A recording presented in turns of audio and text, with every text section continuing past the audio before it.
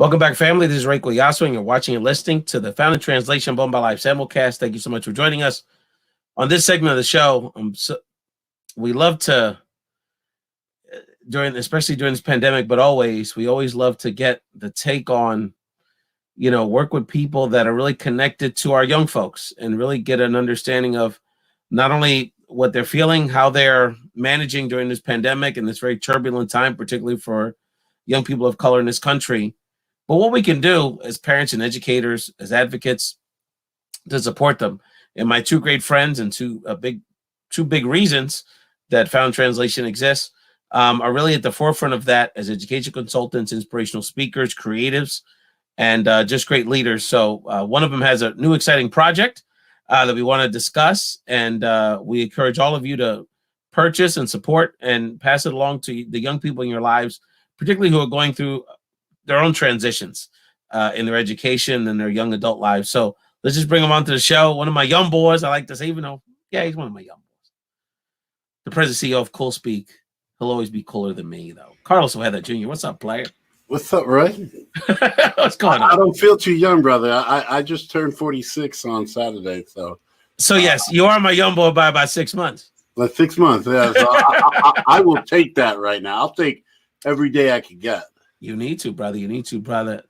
Carlos, why don't you do the honors? Because, we definitely, in this segment of the show, want to talk a little. I want to get your take on because you actually into the street, talking to young people every day, encouraging them, inspiring them, opening their eyes to the possibilities about what's going on with our young folks. But as part of not only your advocacy reach, but your business, you have a colleague, a business partner, and a very special member of our community that you wanted to bring to the table today for a new exciting project that he has. Yes, this is he's a brother from another mother. I knew this individual before I met him. I saw him on Def Poetry Jam.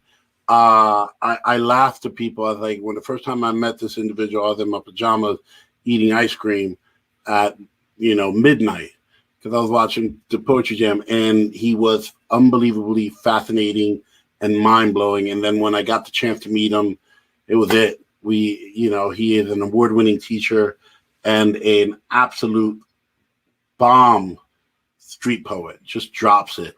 And we challenged him. We said, look, the work you're doing is great, but there is a significant need in our young people to help them write, to use writing, to put pencil to paper, to use that writing to leverage success, greater than just writing something amazing, but something that gets you something back.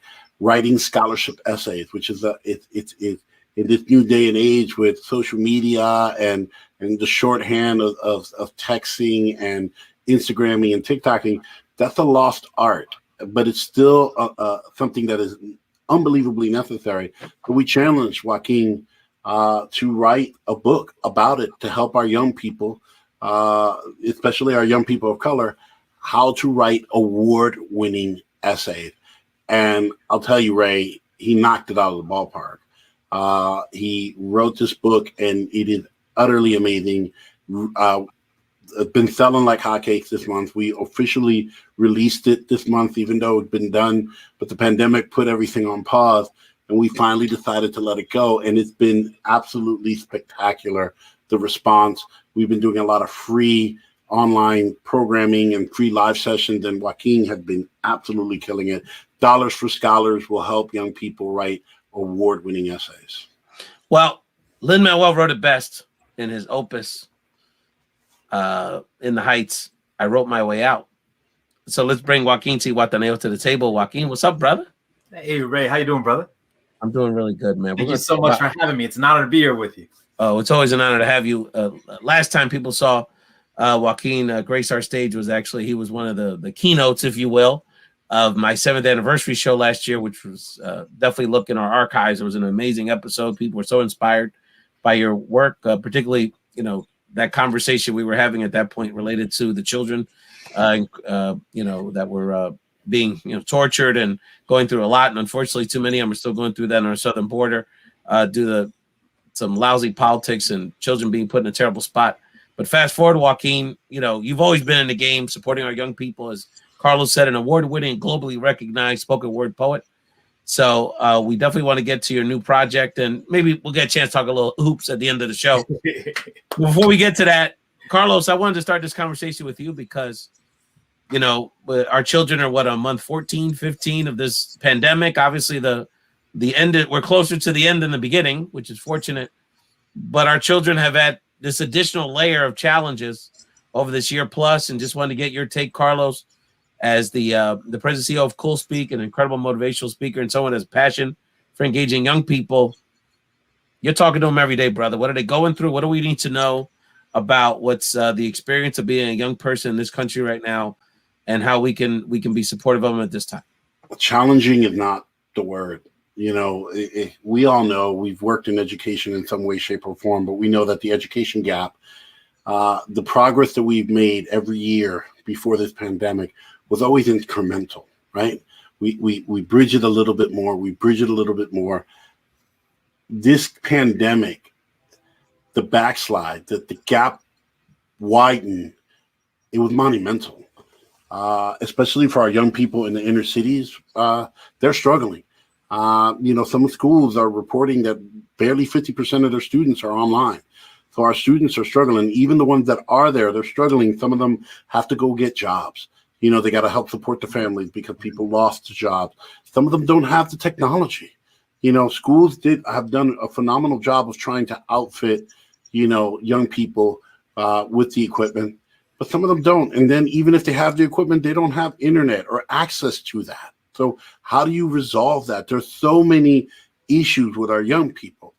And that's before we even get to the fact that some of the classes are really boring, right? And the challenges that our educators have in transitioning and how you make programming engaging. That, I'll be honest, that is a large part of what we have been doing. We're doing the work with the kids, but a lot of the work has been with educators, teaching them how to be engaging virtually, how not to look at this as a negative and go. But our students have struggled. And there have been some beautiful lights, beautiful moments of young people coming together, doing amazing things. But by and large, it has been probably the most monumental setback for our education gap, for our people, our young students of color, that they have faced. As far as I've been alive, it is the most monumental setback for them. And it has been a challenge. Joaquin, I want to ask you a similar question, but from the perspective of you being a creative. So you certainly have seen how children have been challenged during this time, similarly to Carlos. How has their art been reflected in that challenge? And how have you seen the art and the expression of our young people during this period? Oh, I can tell you right now, without question, that the things that they're creating are darker thematically. Our young people are going through something, and Carlos is absolutely right. Like, this is a challenge like one this country has never seen before when it comes to educating middle school students and high school students and keeping that fire lit in them. I mean, my goodness, middle school is where we get them. That's where we catch them. If we catch them in middle school and light that fire in them, high school becomes that much easier. But like Carlos said, they are facing challenges like never before, which, you know, you mentioned earlier, what are some of the solutions? I got to tell you, Ray, I have been humbled and honored to be a very small part of the large machine that is CoolSpeak. Because this guy right next to me, Carlos Ojeda Jr. and his partner, Ernesto Mejia, they've been creating innovative ways to use virtual teaching to reach multiple classrooms, multiple students, multiple campuses. And the teachers that we're meeting with virtually, the things that we're able to do with them, we're getting responses like, we didn't know it could be like this. We didn't know we could make the students laugh. We didn't know we could light a fire in the students. Thank you for helping us. So I just want to say thank you to Chu, my main man, for letting me be a part of what I think is a really beautiful solution in CoolSpeak.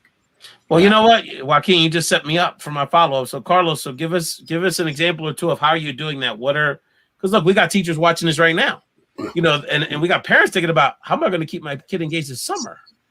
And they may have to figure out their own virtual summer school situation. So Carlos, give people how is that, what Joaquin was talking about, how is that happening at CoolSpeak? Give us an example or two. The first thing you got to do is whatever the platform is that you've got to use because the school either chose it or whatnot, you got to learn how to do it. You got to learn it inside and out. You got to embrace it. You can't complain about it. You got to do it. And then you just got to be creative. You just have to really think. the lesson plans that you were using prior to this don't work. I'll give you a great example. In my son's school, I hope I don't get spots blown up. His chemistry teacher is a very wonderful man. He's an awesome guy, but he just kind of sits there with a very monotone voice and goes over the chemistry, very mellow. And I have pictures of my son struggling to get through. And he has a good grade in the class, but man, it is painful. Meanwhile, I know of another chemistry teacher who's doing literally mixing chemicals in front of the camera, blowing stuff up and keeping the kids enthralled, right? Because there's a way about how you're going about doing it. Another thing that's very important, not only for the overall learning of the students, but also for their mental health, is student voice. Finding ways in your class, in your lesson plans, in your program, to provide moments for students to voice, to either vent, to talk, to heal, to laugh. Think about it, man. We were stuck for such a long period of time, and some of these kids, they were stuck in really bad situations. You know, abusive households, very difficult, disconnected from people that they love, stuck in really bad situations. We have found that student voice is key. And so we've done that by doing poetry slams, by writing sessions, by doing career panels where we bring people from all over the country. In fact, Ray, you were on one of our career panels, and the kids absolutely loved it. And they've been raving about it and saying that was the best thing they've had because they had an opportunity to ask questions and participate. You have to create in innovative ways for them to be able to speak, create safe spaces, but also create brave spaces, because it's not just a pandemic. You've got social justice issues. You think that this collective trauma is just for the adults. The kids are feeling it. My dinner table is constantly talking about what's going on in the streets, the police abuse, all the things that are happening, the politics, the election. They see it. They see all of it. Yeah. My daughter is 7 years old. And at dinner, she said, I'm happy that the police officer is going to jail for what he did to that man. She's 7 years old, man. Too innocent, but it's there. It's everywhere. My 9-year-old asked me the other day when the Chauvin verdict came down, he goes, are all white people racist? And I'm sitting here like, how do we even get into that answer? You know what I mean? That's loaded. Joaquin and Carlos, I want to play a clip for you to play on that point. And I want y'all to comment on this clip. This brother's name is Luis Suave Gonzalez. For you podcast files out there, this man is the voice of the hottest podcast on the internet, the Suave podcast, which chronicles his journey as a 17-year-old that was convicted of murder and sentenced to life in prison as a juvenile. And through his journey, he was actually able to get out in his 50s and is now one of the nation's foremost advocates on juvenile justice reform. He had a very interesting relationship as a journalist with journalist Maria Hinojosa as a source and as someone that kept in touch with him. And so that was the backdrop of this conversation that was recently on Bubba Live. But he said this brief clip that I want y'all to comment on. I want people to know that we are more than our worst mistake. And if you don't have no compassion, then you don't have a right to be in the business of talking to people, period.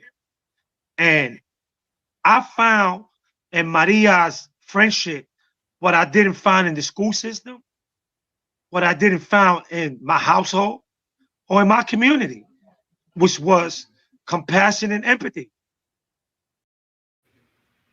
Joaquin, talk to me, brother. Look, I'm gonna tell you right now, like real talk, right? Like the power of writing with young people, the power of writing for anybody. I wrote something this week, just days ago, on the life and death of Adam Toledo, and in that essay, I wrote about a moment in my life when I was at the park with my boys, and something jumped off, and we all spread because one of my homies shot a gun in the air and then handed Manny the gun, and we took off running. And then Manny handed me the gun, and I'm running down an alley with a loaded gun in my hand with a white police officer right behind me, right? And had that police officer killed me, like my partner would have fell in love with someone else. My daughters wouldn't look a little like me. I wouldn't have written the things that I've written. I wouldn't have touched the students, taught the students that I'd been able to taught. I wouldn't have met this amazing man, Carlos Ojeda Jr. I wouldn't have met Ray. I wouldn't have the life that I lived. And like that thing, that piece of compassion that I wrote, it's gone out into the world, has been shared like 8,000 times. Like this is the power that he's talking about, empathy, the power of connection, the power of humanity. And I think if we can get our young people to realize that through their voice, through their words, they can share that humanity and they can use it to grow and they can use it to learn and they can use it to create. Well, this is my mission, Ray. This is why I'm here. Yeah. And he said the word, Ray, empathy. That's the one thing that we feel strongly is missing in our police, in our politics, and definitively in our schools. And people have a hard time understanding what that is. And I'm like, it is so simple. Like I like cookies with milk, right? Look, chocolate chip cookies and milk are everything to me. If I'm having a bad day, all right, some people come home and they drink beer and wine. I need warm chocolate chip cookies and milk. My son makes them when he's in trouble. So he's emotionally intelligent enough to make it for me. Now, I love him, and I'm a dunker. Now, my son, he likes to eat cookies with water, and that is disgusting. And he likes to dip it, right? He eats it. That's nasty. And then he drinks, right? It's disgusting. I don't understand it. And that's what people say. People use not understanding, right, in order to justify and rationalize hate and avoid empathy. But here's the thing. I think that's disgusting, but I don't need to understand in order to love him. I don't need to understand in order to respect his wishes. And if I really sit here and think, if he feels the same way about cookies with water as I do with cookies with milk, then we're cool. So every time I get my cookies with milk, bro, I make sure I get a nice cold glass of water and cookies for him. And that's what empathy is. And that's definitively missing in a lot of the things that we're doing in education, and teachers not understanding why their students are doing it, or people watching the news and not understanding why it's wrong to have little brown boys and girls in jail, why it's wrong for African American men to be gunned down, why it's wrong for this Asian hate that's going on, why it's wrong to treat women the way that women are being treated. It's that empathy. Because if it's not you, then, I don't feel it. And what my man said was on the money, and what Joaquin said is on point. We've got to learn how to be empathetic together. We need to be allies, right? I'm not black, but you know what? What happened to George Floyd wasn't right. So I'm going to be an ally to my black brothers and sisters. Right. What happened to those Asian women in Atlanta? I'm not Asian, but that's not right. And I got to be an ally for them. What happens with the hashtag Me Too? I'm not a woman, but I got to be an ally for my lady. And by talking to my young men, my sons, and telling them, this is how you treat, respect, and all of these things. What happens, we have to build alliances all the way around with our white brothers and sisters, our Asian brothers and sisters, all of them together, so that we can stomp out some of these things that are breaking and ripping at the very fabric of our country and our society. Absolutely. So Joaquin, with your new book, Dollars for Scholars, you stretch out of your comfort zone. Oh yeah, globally recognized poet, spoken word artist. I mean, to say that is even kind of understating it. I mean, you're a performer, and so talented in that area, and you choose to write a book that's nonfiction and self-help oriented. So tell us about the journey of Dollars for Scholars. I can tell you right now that a lot of times people will come, like I started a nonprofit in Dallas called Dallas Youth Poets. But before I started it, I had a lot of adults coming up to me who were very capable, saying to me, you should do this nonprofit for youth poets in Dallas. And I would always think to myself, well, you're a very capable adult too. Why don't you do it? You're challenging me. But then a student came up to me and challenged me. Why don't you make a youth poetry program in Dallas? And when a student asks me, I got to do it. I got to give. Look, Carlos Ojeda Jr., Chew, he works with a lot of great people. And I'm going to be perfectly honest with you. It was a program in Philly. A program in Philly reached out to Chew and said, hey, we loved having Joaquin here. He was talking with our students about scholarships. But when he left, I wish there was a resource they could have held in their hands. When he left, a book so they have a piece of him there when he's not there. And when I heard that from these amazing students in Philly, who remind me a lot of the students I came up with, that I would run with, not hard, just challenged, just underserved, beautiful, powerful, young students who just need a chance. Just give them a chance. Right. Raise the bar for them. When they challenge me, I say, I got to do it. Chew, I got to do it. And Chew gave me a deadline. He gave me a time frame. He said what he thought would be really good for this book. I said what I thought would be good for it.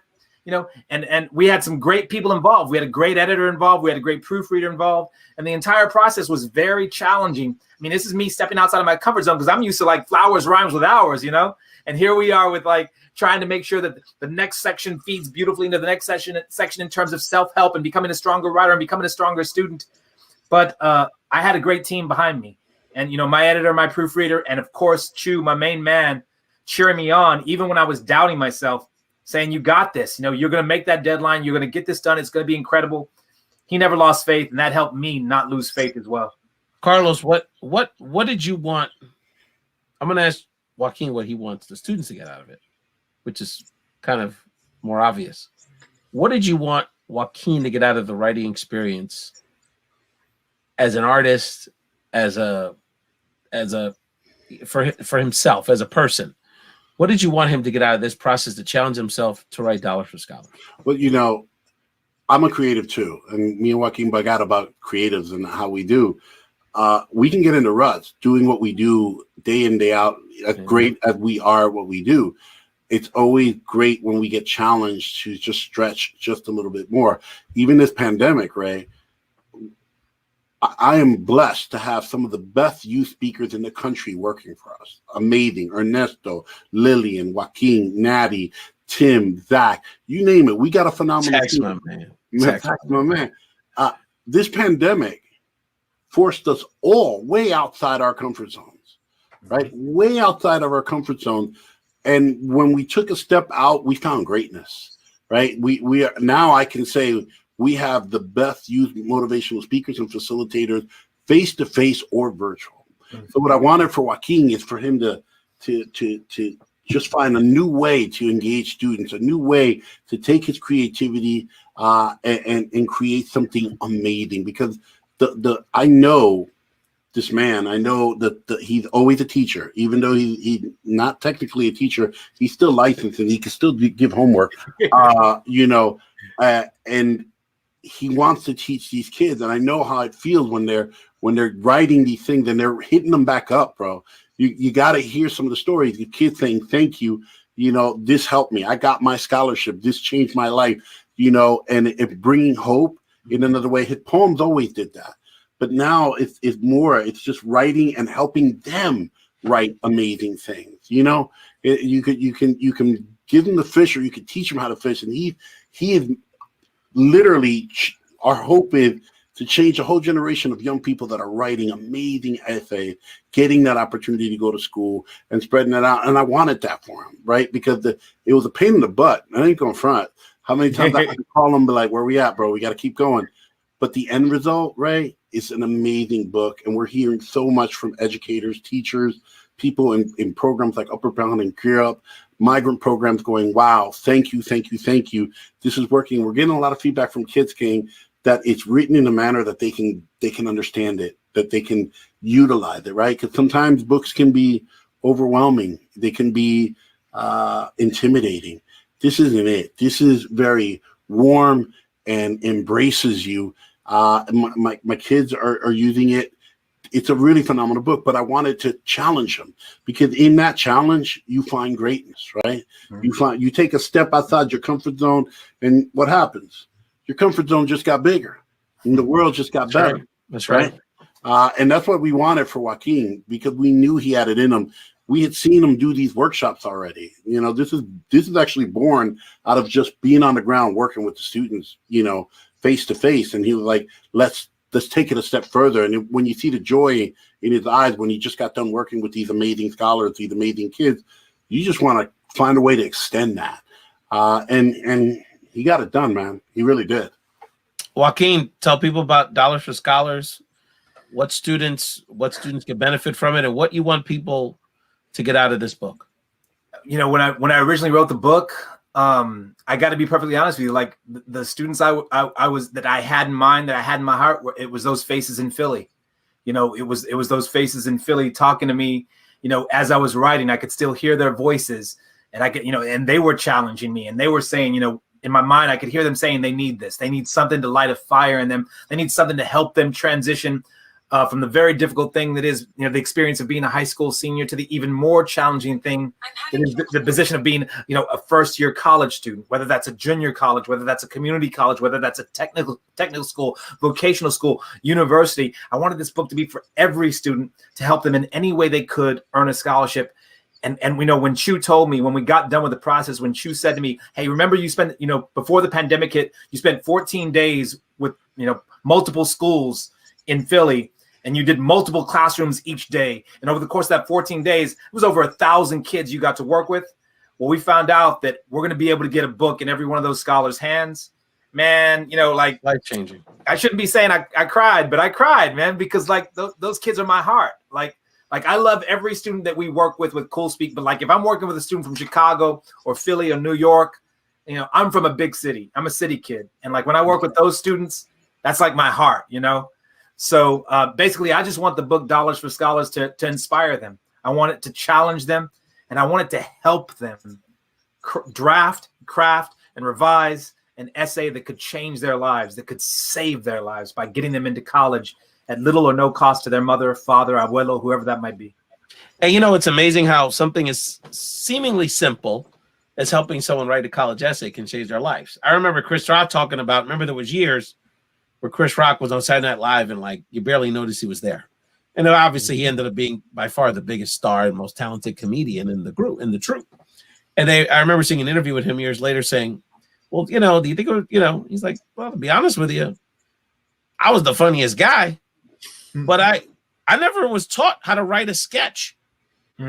So the reason I was a step behind is I never was taught that skill. Not that I wasn't the funniest. I just made up jokes or wrote little one-liners. So just giving people those simple tools is so important. We're talking to Joaquin Zihuatanejo in his new book, Dollars for Scholars, and his colleague, president, CEO, and publisher, Carlos Ojeda Jr. Purchase Dollars for Scholars every week and buy a book and support not only a Latino author, but Latino publishing house, which is really exciting.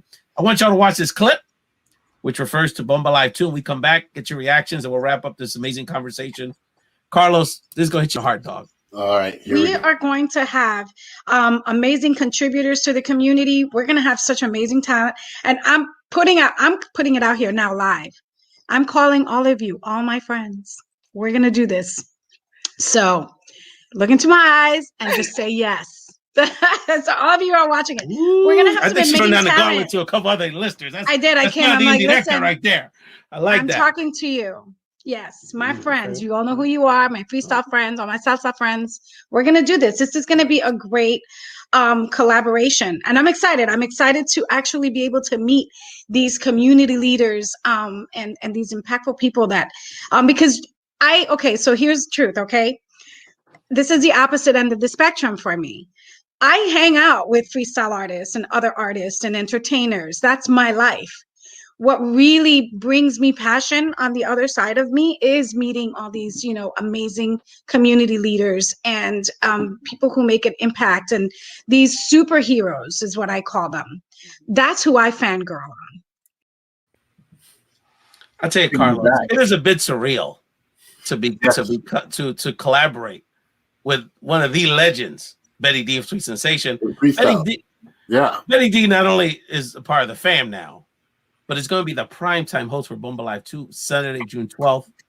And as you saw, is calling out her friends. Let me give you a couple names, Carlos and Joaquin. Tell you this rings a bell in your life. How about Brenda K. Starr, dog? Brenda K. Starr going to be up in there, dog. Come on now. Come on. Daphne Vega from Rent, In the Heights. And by the way, she was the lead singer of Pajama Party back in the days. People sleep on that. Pajama Party, dog.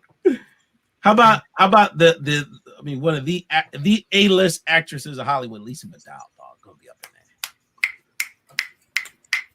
there. K7 The only cat that I know that's cooler than you, Carlos. Is going to be up in there. We're going to have a little something. And of course, Carlos Ojeda's agreed to produce our youth content. We're really excited about that. More announcements to come. And of course, was our keynote speaker last year. And we still get rave reviews for their very touching keynote address. So besides all the fun stuff, and I know you're excited about Bomba Live, you know, my man Joaquin is a man of many talents.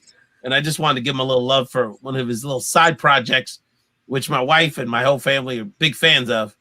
Joaquin, let's show a little something, and then you can talk to me, the people, about this, okay? Let's show people what we're talking about here.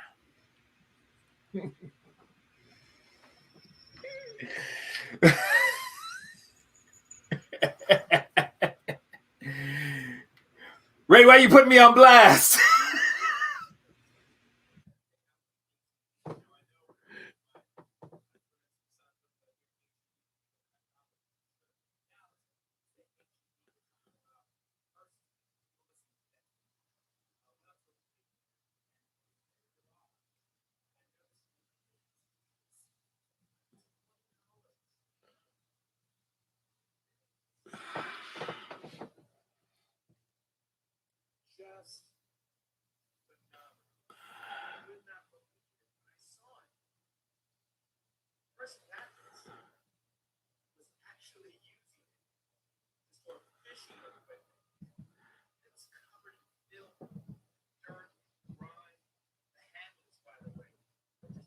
What a crime.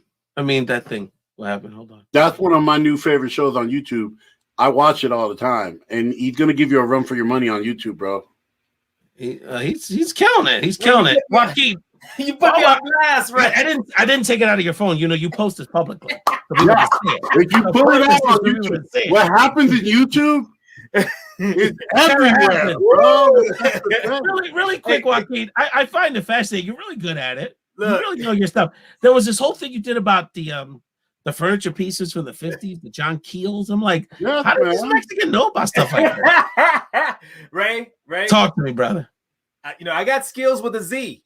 You know, so like I got multiple skills, and one of those skills is picking. Look, I like to pick it. I like to make it beautiful. I like to sell it.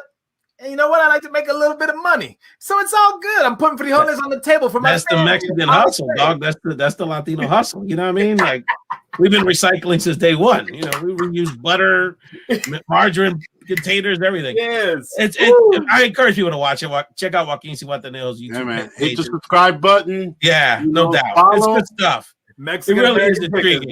We need to just do a pictures. show, brother. You need to come back and we just need to do that. Get all my hustlers, all my people with their side gigs, and just do a pick off. You know what I mean? There we could do an auction. Actually, we could do an auction for charity, probably with all your items there. Just saying, it's not a bad idea. As we wrap up this episode, brothers, just one more word on Dollars for Scholars. Joaquin, why don't we start with you, brother? Just anything else you want to share about the book? Why, and just anything else you want to share with our young people out there and the adults in their lives that are supporting these young people, trying to navigate. I mean, we got people that are trying to figure out what they're going to do with their kids this summer. Are they going to the next? I have my oldest son is going to go to 7th grade. He's never been in a physical building. He's going to have gone through a whole grade with never even being into school. Yeah. So there, a lot of people are thinking ahead. So talk to us about, to our children and our families out there, any final words? And again, any words you want to share about Dollars for Scholars? For me, more than anything, Ray, I hope it's Dollars for Scholars ends up being a light, a light in a dark tunnel, a light in a dark time. I want people to be able to whether it's a student in their room by themselves or whether it's a classroom of students using it as a resource in the classroom once we go back to classroom settings, or even if it's a teacher in their hands using it to try to develop a lesson that can help their students be stronger essay writers. I just want it to be a light and an inspiration and a hope for all. I believe in hope, and I think it's right around the corner. I can see the light, and hopefully this book will help young people get even closer to the light. Yeah. Carlos, what I'm going to do, brother, is I'm gonna take me and Joaquin off camera for a second. I want to give you a moment. I want to give you the floor because I know you care about everybody, brother. You just talked about it. Obviously, we're an allyship. We just did an entire episode with some of our Asian American brothers and sisters. We're dedicating a lot of content on the platform to the autistic community and their loved ones and everyone on the spectrum, and Black Lives Matters at our heart, and that's something we're always going to be a part of. But specifically, Carlos, and we need to do more of this on my platform, is I want you to talk to the young men out there that don't see a lot of role models, that don't see a lot of hope with their steez, you know, that they want to carve out a path. They're not a baller, they're not a rapper. They know that they have another path, but that path is not as obvious to them. So, and now this is even a time where their mental health, and they even have less opportunity to share. And that's one of the things I even deal with, is I don't see people, you know, where we're not having those platforms a lot of times because of the isolation, to just try to build fellowship. So I'm gonna give you the floor, brothers. Talk to them young brothers out there, and even the ones that aren't so young, that are going through it and maybe don't feel that they have an outlet to share. Give them some hope, give them some information, give them your perspective on the hope that Joaquin sees, and I know I see as well. I'm going to tell you that this year has been a challenge for men of color on almost every front. You know, we've been we're endangered, we are threatened, we can't even walk around. I will tell you that my little brown boy, who's not so little anymore, every time he was walking home and it's dark, I get scared. But I can't let that fear override my hope. I can't let that fear take away the hopes and dreams of my family, and my ancestors. I must prevail. I must overcome. I've got to keep looking for that higher ground. And I know that there are young men out there that might feel alone. Look, if you don't have a father in your life, all right, family is a funny thing. Family is you get the family that you were given, and then you get the family that you find, that you cultivate, that you embrace, that you make. Right. And I always told young men that don't have fathers in their lives, if you don't have a father in your life, then be the father you would want in your life. Be that man, be that trailblazer. Look for mentors, look for people. You know, I know for a fact that every one of the men in my company, we mentor and we reach out to other young men, and never give up hope. Never give up hope. You are the hopes and dreams. Los sueños y esperanzas de nuestra comunidad. You are it. All right. And there isn't anything out there that can take away what it is to be a Latino man, a African-American man. There's nothing that takes away from being a man of color. You are strong. You are passionate. You are everything. So you cannot give up hope. All right. In those moments when you want to get down on your knees and you want to quit, those are the moments that we overestimate the obstacles and you underestimate your strength and your resolve. You are made for this. You are made of stronger material than any of the things that we have gone through. So you must stay the course. Stay the course and be the beacon for our communities. Rise up and lead us in the right direction. Always so well said, and I wanted to give Carlos that opportunity. You know, I would be remiss if I don't throw this out there, because Joaquin won't do it, but I will. We are doing a special Cinco de Mayo exclusive webinar. All right, for it's going to be a webinar featuring Joaquin, talking about everything about scholarship writing. We'll help you bring your paper, bring your drafts. Your ticket to that is simple. Buy a copy of the book.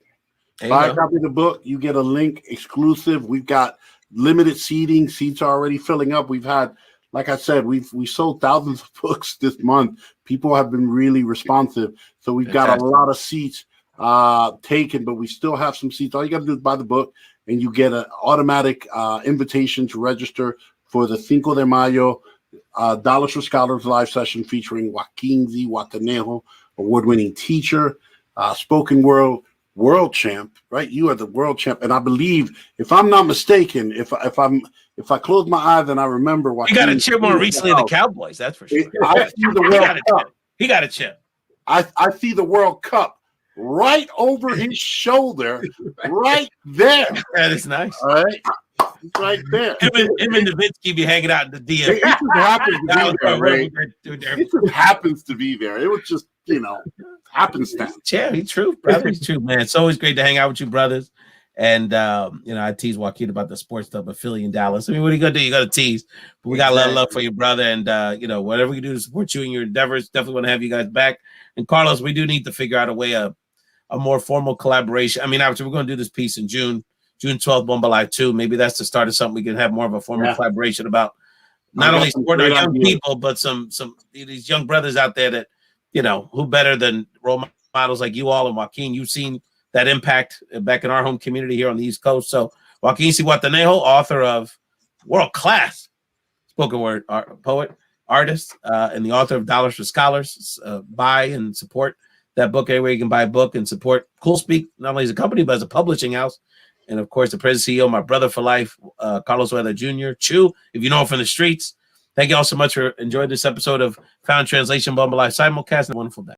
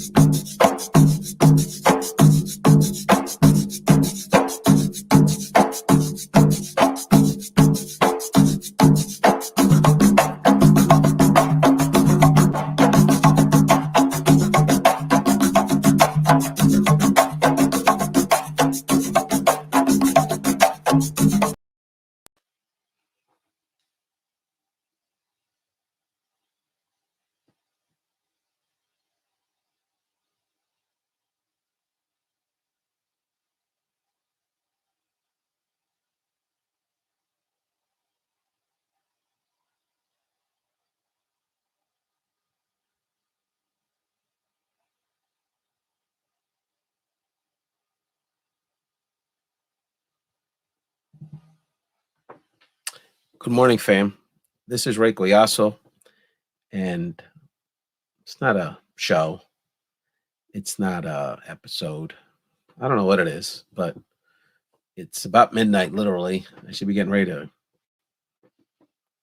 for a great Monday morning at work or something. But I just had to get with y'all for a minute.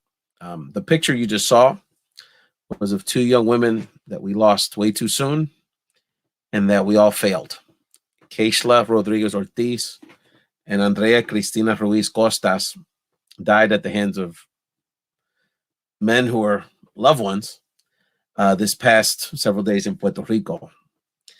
The only difference really there's no difference in the horrific nature of their deaths. They're both different forms of a Greek tragedy. One was failed by the state, if you will, by the lack of follow-up and care by the judicial system and the criminal justice system in Puerto Rico. And the other by a celebrity, and saying his name and discussing him much doesn't really make much sense. This is really about the memory and the lives of Keishla and Andrea. But even more tragically than the fact that all of these people had so much, to live for, including Keishla with a young baby on the way. But that in the case of Keishla, the wife of her lover and of her, apparently, by all accounts, her murderer, it seems, allegedly, I'll say, just to be safe, was an accomplice in this. So for whatever reason, in that case, 4 lives were ruined directly. This is not a new phenomenon in Puerto Rico. This has been a dynamic that the feminist activists and the women leaders of the island have been raising as a concern for quite some time. I think officially there's even a state of emergency on the island related to this issue. Let me show you the picture of these 2 women one more time. When I see this picture, I don't know these women. And hopefully, as time goes on, we'll get to know more of who they were. But I like a picture says 1,000 words. When you see those pictures, what I see is almost an innocence, a sincerity and authenticity. It's clear they're just 2 women just trying to live their lives. And they're not trying to do harm to nobody. I mean, there's no. I mean, you just see innocent. That's the word that comes to mind. And certainly, we all failed those 2 women. Our society, whether as men as people in Puerto Rico, our community, our larger community, you know, on some level, the American judicial justice system, because last time I did change part of the United States. So, you know, there's a lot of blame to go around. But the reality is that, you know, we all have to make a commitment today, when you're probably seeing this Monday morning or Monday, to address it. It's not just a problem that women have to address. It's not just a problem people in Puerto Rico have to address. It's not just a problem of our education system or of parenting or of our judicial system or of, you know, our religious communities. It's all of our responsibilities to do something about this. And I particularly call on the men of our community. Donde lo que sea, si viven en Puerto Rico, parte de la diáspora que se la dieron a la isla en los últimos años, un neoyorquino como yo. We all have to take our part in making it very clear that there's nothing acceptable about this sort of behavior in our community as men.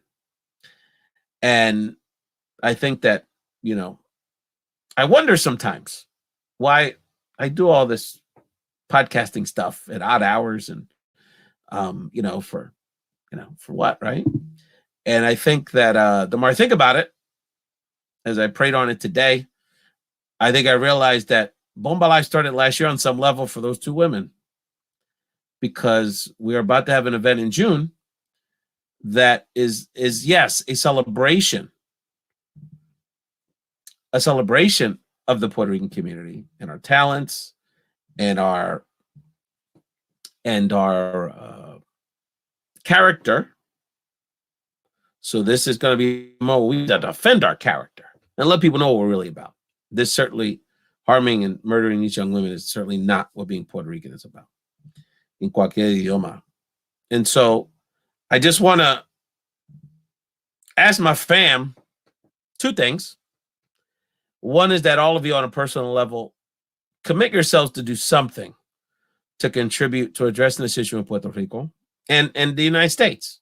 You know, one of my frequent contributors and indeed the co-executive producer of Bomba Live, Christina Vega, has developed her own local organization, in her case in Philadelphia, particularly to address, you know, Latinos, primarily Puerto Rican women. They're dealing with the same thing here with their, you know, mostly with men that are loved ones in their life, many of which are Puerto Rican as well. And so we're dealing with this issue all over our community, no matter where we are. And so I'm calling on all y'all to do something. Donate to an organization like Christina's, contribute to one of the organizations doing good work in Puerto Rico. We're going to be announcing very soon the organization we're going to be dedicating our charitable effort during Bomba Live 2, June 12th, for one of the organizations in Puerto Rico that's on the front lines of doing this work and advocating for the rights and the lives, literally the lives of our women. How sad that he's have to say that. These are our mothers. These are our loved ones. These are our wives. These are our sisters. This is our fam. Like, there's nothing more fundamental than that. So Bomba Live 2 is going to be a celebration. Yes, we're going to have a lot of fun. And later in the week, we'll get more into the incredible lineup we're working for y'all and all the different additional things. I mean, we take it at otro nivel, familia. Te va a ser brutal on so many levels. But the reality is really what it's going to be about. It's going to be about a call from a nation to say this has to end now. And we're going to bring resources from every sector of our community to make that message very strong on June 12th for 12 plus hours that yes, it's about celebrating the culture, but this part of our culture has to be exterminated from our world. And obviously on some level, one of the things we also have to address is that this violence is coming from a lot of pain from men and women in our community. And so as men in our community, we have to make a very strong statement and say, brothers, we know there's a lot of pain out there. There's a lot of stress. There's a lot of feeling inadequate because of the economic forces, because of your personal circumstances, because of the time you deal with a young boy, it's hard to get a job and feel like you're doing for your fam. We know there's a lot. But we have to open up and let our homies know and create more systems so we can support them, because the answer is not doing this nonsense and ruining all these lives, including theirs. So the last thing is, I'm going to ask you one last thing, people. and this is particularly for my friends that were watching this, like people that know me for real, for real. I know everybody watches this, no one knows me, but I'm talking about my peoples, and y'all know who you are. I want to say I don't ask for much, but I guess I do sometimes. I'm always asking you to watch the show. I know most of the times you don't. You're busy. Handmaid's Tale, it's hard to compete. I understand. You know, your Knicks are hot. You know, there's a lot. Everyone's got lives, and, you know, my little thing is nice, but most times you don't get to see it. Maybe you like it, but hey, Ray does his thing. Ralph does his thing. It's cool. Whatever. But I need y'all on this one. I need you. And I'm going to be asking you every day. This ain't going to be the last time.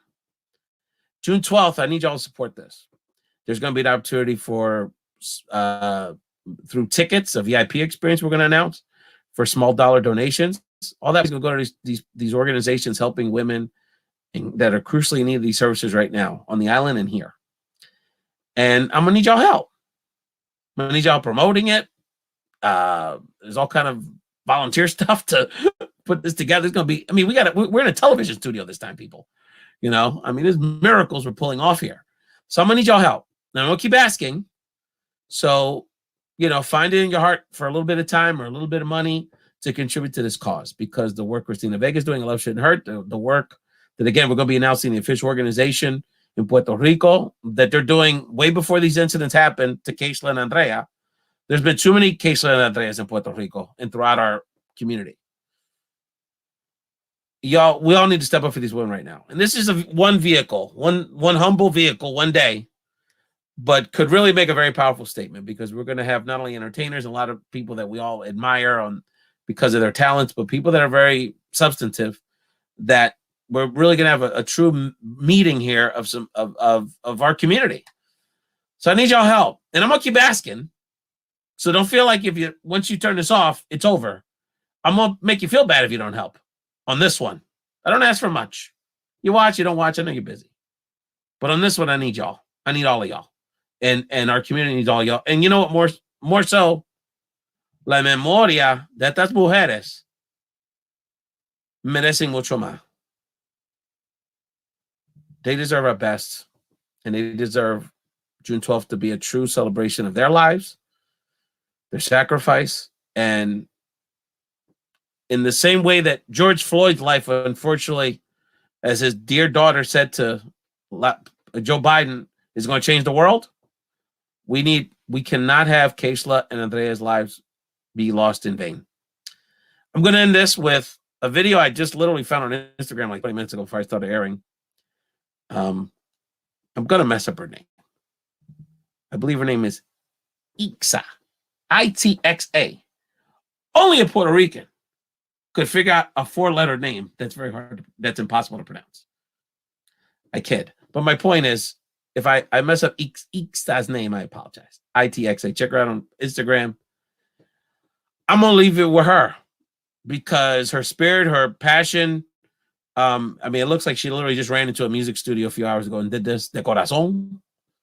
And what she's singing about is saying women have to speak up for the women that are here have to speak up for the women that we've lost. So I'm going to leave it, finish this out with Itxa. Continue to follow what we're doing here, fam, on Bomba Live. Like I said, I don't ask y'all for much, but I need y'all on this. And we need to do this together. Let's hear from Itxa and have a great week.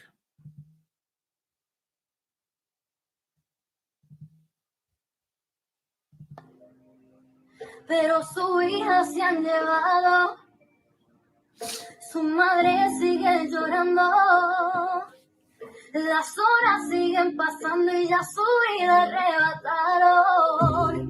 ¿Cómo se puede ser tan indiferente que no entienden que no matan ya frente a la gente?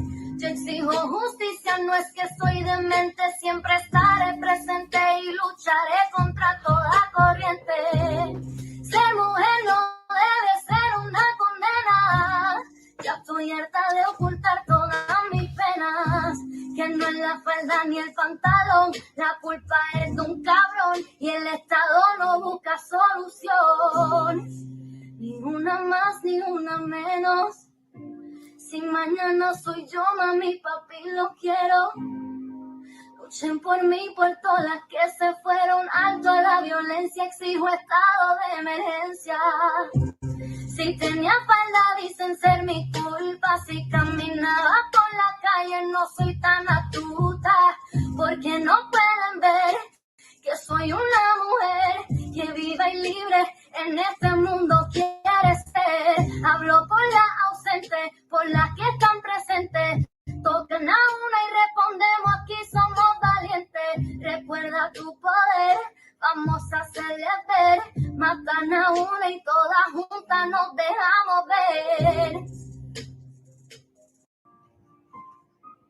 Nadie sabe qué ha pasado, pero su hija se han llevado.